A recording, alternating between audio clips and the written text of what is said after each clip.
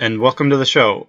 This episode is coming to you November 16th, 2016, and you're listening to the Post Money Plan podcast. Today's episode is hosted by myself, Dallas Post, founder of the Post Money Plan, as well as Stephen Ngao and Murray Williams. Today, we're going to talk about the implications of Trump's economic policies. Our intention here is to concentrate the discussion on the policies and not about Trump himself. So I have Stephen Ngao and Murray Williams with me. Welcome to the show. Awesome. Glad to be here. Thanks. Welcome as well. So, Stephen, if you could just introduce yourself. Yeah, sure. My name's Stephen.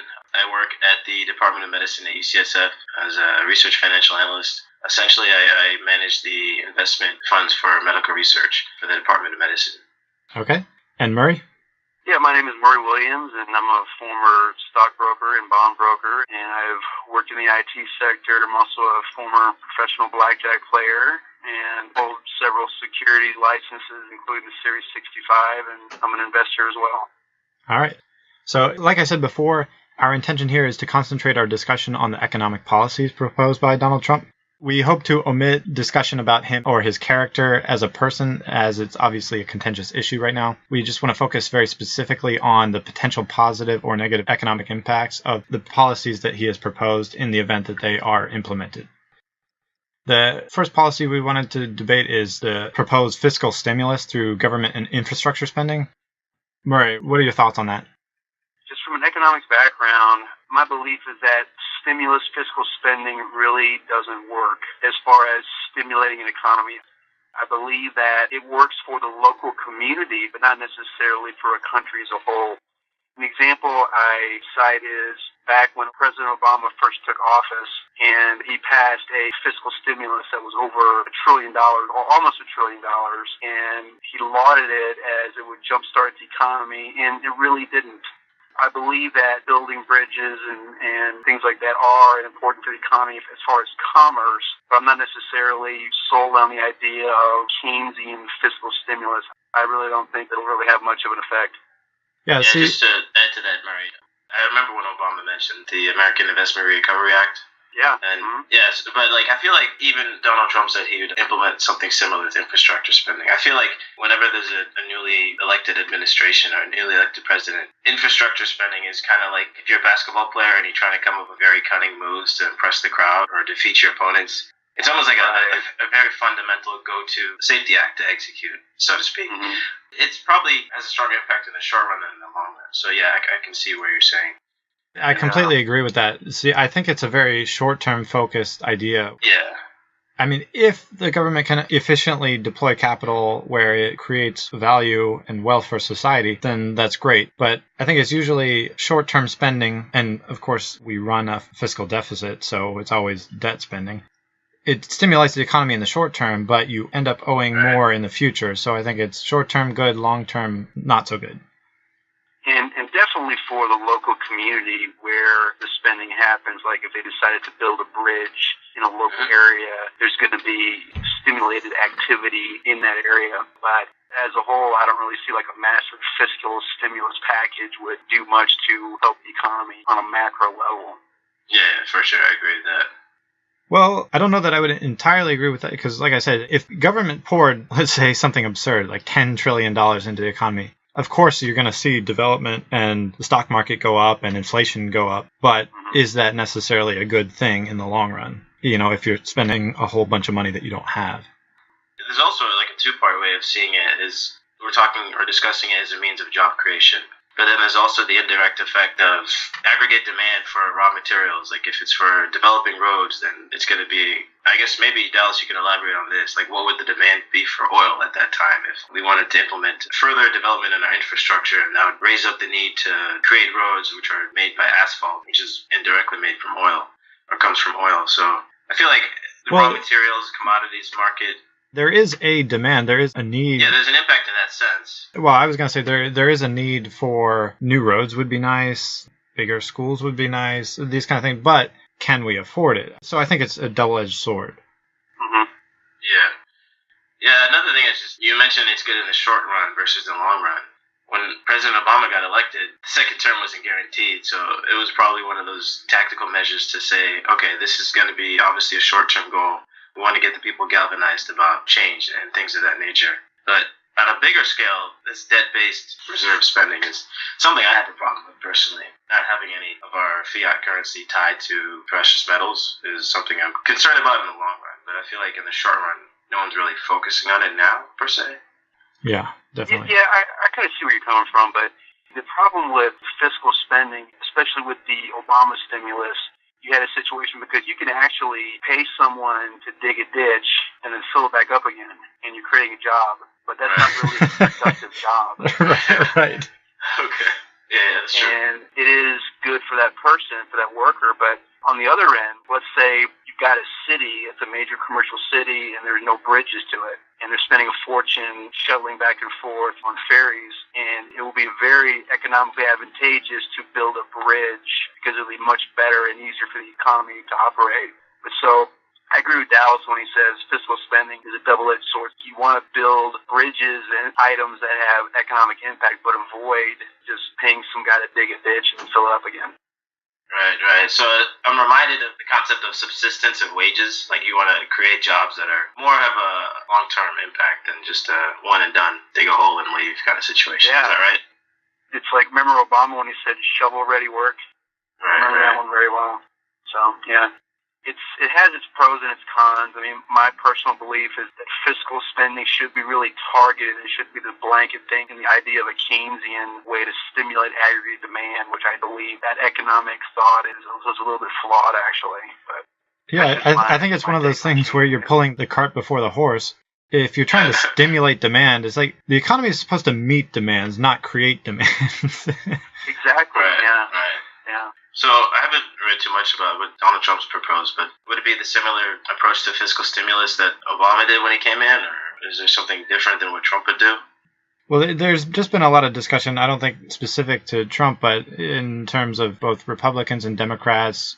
People are saying, okay, the Fed has done its part. They've done monetary stimulus, so now it's time for the government to get in order and do fiscal stimulus. Because basically, the Fed has done a ton, and people are still concerned about the economy. So we're saying... I love how you're talking about the Fed. I feel like that's a big crosshair right now.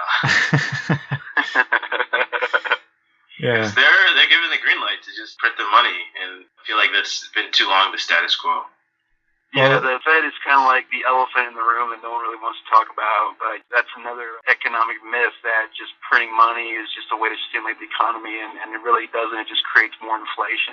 But yeah, a good fiscal stimulus thing would actually be building the Keystone Pipeline, because if you actually build a pipeline that you hire workers to create a pipeline that creates more energy, that's another example of a successful stimulus program, in my view. All right, let's go ahead and move on. The next thing that was on the agenda, renegotiating or withdrawing from international trade deals such as NAFTA and TPP. Stephen, what are your thoughts? TPP. So, I mean, I've been trying to focus on where the economic power is changing. The change of the guard seems to be acquiescing towards Asia. And so people are trying to understand how the economies of not just China, but Southeast Asia specifically are being thrown in the mix here. And the thing with these trade deals is we're oftentimes left out of the full picture up until like the last moments. So I know that with globalization, a lot of people are concerned about American jobs and job creation. It's funny because I was watching Mr. Robot the other day. It's a story about this hacker. He's a programmer by day, but he's a hacker by night. And so there's a scene where he talks about Apple and how they're such a great and successful company, but if you really look behind the curtain, how they exploit workers in Asia and just the inexpensive labor is something that has been controversial. So I feel like, and again, I don't know the specifics of TPP, but it's targeted towards redesigning job creation between Asia and America. And I'm looking at it from the producer and the consumer side. Everyone's focused on the producer side right now. Is how do we make sure that the American producers are giving more economic empowerment to American citizens over Asian companies or multinationals giving more economic power to Asian citizens? And that's where the populist notion of nationalism or nativism has kind of come to rise.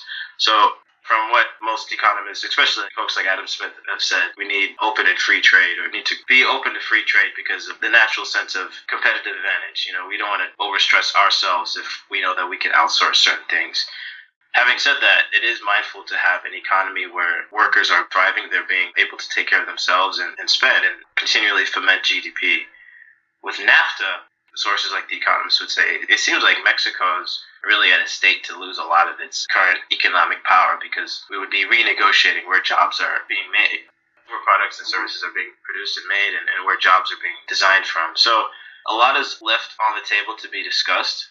What I'm most concerned about, I guess, in regards to trade deals is there are certain things, certain setups that have been, for a long time, just been left in place. Like when Obama came in, certain things were left, certain relationships were left. I know Trump has talked about changing up things with countries like Saudi Arabia or Japan or Korea, where we kind of, quote unquote, invest in their security. So if they're not paying their due, then why should we continue to pay for them? Long story short, what I'm getting at is that his focus on the American economy, I feel, is going to marginalize outside economies more so than the economic impact of our own. But, what he's saying about stuff with China and slapping high tariffs, I'm curious to see how China's reaction will be. And he adamantly wants to call him a currency manipulator. So it's really interesting to see, because China, they love to do things without really them being seen. So I'm interested to see, maybe you guys can shed some light on that from your realms of expertise. But how do you think impact with China and exacting tariffs would be for the Chinese maintenance? In my mind, historically, having a trade war is not really a good thing for anybody. Right. And as far as TPP goes, which sounds like a bad toilet paper joke, anyway, I just don't really see a need for it because there's already massive amounts of labor that is manufacturing American products back into the American market. So I'm not really sure the advantage of what TPP would actually do for the American economy. As far as the NAFTA goes, it's pros and cons, whether it's been good or bad for the United States economy. But I was talking with Dallas the other day, and back in the old days when Henry Ford revolutionized the assembly line, and he actually started paying his frontline workers massive amounts of money, and everyone thought he was crazy, but it actually worked out very well, and his company was incredibly profitable. So the simplistic notion of just manufacturing products overseas because of cheap labor, I'm not necessarily sure that they are looking at the whole picture, because if you outsource everything and you don't make anything in the United States, there's less money going around and it becomes like a shell of what it once was. I totally agree with you there, Murray. And just to add to that, I feel like we should be the smarter nation in providing innovative services, where if other countries are able to produce products at a more affordable rate for multinational firms, we should provide those cutting-edge services. And look out for jobs in that sense, because it's a service-oriented economy. So my concern is how well can we come up with a gamut of companies or different types of service-oriented businesses with these trade deals. And I mean, one of the main reasons why American companies are shipping jobs overseas is basically high labor costs here. It's the minimum wage. And this is something that nobody wants to talk about because it seems like a third rail of American politics. Because if you say you want to reduce the minimum wage, and people just go nuts politically, I will take money away from the poor. Economically, there is only so high you can raise the minimum wage. What if the government said, we're going to raise the minimum wage to $50 an hour, right? What do you think that would do to the economy? It would absolutely destroy it. And I mean, fast food prices are so high now, I can actually get a meal cheaper at a sit-down restaurant than I can at McDonald's, in all honesty, because it's just with the high minimum wage of paying fast food workers, it's actually cheaper just to go to a buffet or something, and they just go to Burger King. Things like minimum wage, I feel like we have to have more of a multi-dimensional approach. To grow the economy, there has to be a higher velocity in how we spend and save, or just the cycle of consumption and production. So increasing minimum wage is, in one aspect, it could be good for the worker, but then you just said, like, the companies will find ways to make sure that the bottom line stays in the black. It does not go to the red. So I feel like there have to be multidimensional ways of looking at how to appease to both sides, the producer and the consumer. The higher the minimum wage is, the more you incentivize companies to automate. And so that's true. Yeah. Things like servers and toll takers and jobs that we have people doing, if the minimum wage went too high, those jobs would be automated into computers faster than would naturally occur through a free economy, I believe. So then those workers would end up being displaced instead of actually having a job and a wage. But back on your just general point, getting back to more of the international trade, I completely agree with you on the Adam Smith point. when you think of the perspective of humanity, free trade is definitely a positive all the way. But then when you try to focus in on what's good for one nation only, then it becomes more complicated. And whether you should have restrictive policies on trade between like tariffs and this and that becomes much more complicated. But in a certain way, that's kind of nation selfish and not considering the other nations. That's naturally the inclination of any nation, is they're going to be looking out for themselves. And it's hard to try to think of it from the perspective of humanity as a whole. So it's kind of trying to weigh both sides, where look out for yourselves, or in this case, look out for America, but then also look out for the world. And how can you balance both? Exactly. Yeah, that's always been the balancing act, definitely. Let's go ahead and move on. So how about exacting tariffs on domestic companies attempting to outsource, or Mexican companies putting a tax on things that they're trying to import? Yeah, that's always been a tricky proposition. If you're a total free trader, you don't like the idea of tariffs. Right. But I think Mr. Trump actually has a point as far as these companies like Ford Motor shipping off jobs to Mexico and then trying to sell the vehicles back here. But it could get tricky if he tries to do it to foreign companies and jacking up tariffs on that. As far as the economic impact of it, like you say, Dallas, it's really kind of a balancing act. But it's really hard to say. If Trump slapped a 35% tariff, I think that would probably be economically detrimental for Mexico and the United States. But a reasonable tariff of 10 or 15% may not be that bad. It depends on the size of the firm and the impact on the market, the respective market share. But yeah, I think you guys are pretty nail on when you say you don't have too much of a high tariff or too little of a tariff. You kind of want to have this optimal figure to charge. Right. But then at the same time, shipping jobs overseas is something it's a very common issue that the American voters had an issue with this past election. In the 90s, we had a thriving middle class, but then things started to wane around the time the recession hit, the Great Recession. And so what you saw was in the last 5 or 8 years or so, like this changing of the guard, is things are becoming automated and technology is rampantly pushing up the GDP. A lot of things have changed and people have not had a chance to really adapt and grasp the concept of we're a globalized economy. So I'm just kind of apprehensive about how well are we going to not physically seal the border, but just from a conceptual standpoint when we talk about economic policies. Like free trade is really important. I mean, I would tend to err on the side of more free trade than less. I'm definitely an advocate of free trade, and I think the more you have of it, the better you can encourage specialization in people or nations or whatever. And the more specialization you have and the more trade combined with that together, I think the more global efficiency you're going to have. So reducing trade, to me, seems like a net loss to global efficiency. And if you have an island economy, if you look at any island like Hawaii, Fiji, islands in general, prices are higher, goods are more scarce, they have less trade because it's harder. Yeah, they have to import more. Exactly. You talk about specialization. I feel like that's where technology can really help specialize things. You look at people that work for Google now, and it's become one of the biggest companies in the world, frankly. And they have all these different methods of using information and collating it and curating it to our interest, So Google is an actual verb now. People use it casually as a verb. And there's certain economists that have touched base on this. Is focusing how using technology to specialize and create or spur job growth is really important to me. Yeah, I kind of agree with that. And going back in history, this country has always had a history of failed protectionism. Back in the 1920s, American farmers were pressuring Congress to increase tariffs on agricultural goods. And then in the early 1930s, a lot of people don't know that Congress passed a massive tariff increase. And, a lot of people believe the Great Depression was caused by the failure of the banking sector and the stock market crash. But a lot of people don't know that marginal tax rates were increased and tariffs were pushed up drastically. And a lot of economists believe that it was the tariff increase that caused the Great Depression. But going back to industry, whenever new technologies arise, it always creates new jobs in that sector. When electricity and the incandescent light bulb first became widely used in the first part of the 20th century, everyone was concerned, you're going to put candle makers out of business.